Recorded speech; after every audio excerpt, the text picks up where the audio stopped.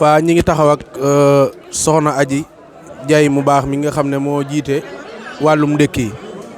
doon ci jàmbaar lool doon ci jàmbaar yi fàkk tëdd joo xam ne kenn ku ne xam ne ab taxawaayam ci màggal gi kon soxna Aji bisimilah kàddu gaa ngoog. waaw maa ngi leen di ziar yéen ñëpp di ziar sama mbokki taalibe yi ma àndal tamit si liggéey bi macha allah waa ndékkil nag mi ngi noonu rek yëfu seen Omar moom kanam rek la jëm. amul tànku ginnaaw tànku kanam rek la jëm te xam naa lii moom day gën a yokk barke borom Touba ñi ngi ñaanal nag sëñ Aliou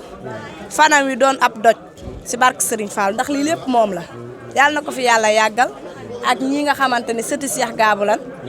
daanaka yii yëpp ñoo si jàpp ba mu baax ñoom ñëpp ñu ngi leen di ñaanal bu déwénee ñi tukkiwul yàlla na leen suñu borom yóbbu France ñi nga xamante ni tamit ñi ngi fi yàlla na leen suñu borom may kattan woo xamante ne danañ def lu ëpp lii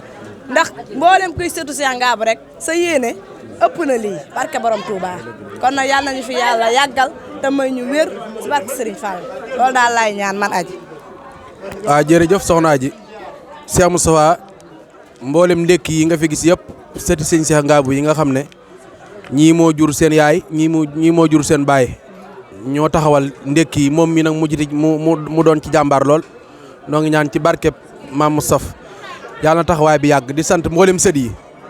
wax dëgg yàlla am na ci ñoo xam ne sax liñ jaayante waxuñu ko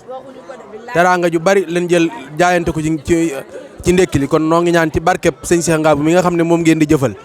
yàlla nañ ko yàgg a teewee ay at yu bëree bari bañ koy def ay gilleem barkeb sëñ Omar jërë ngeen jëf bismillah وبخليل الله ما يلاه وبكلمة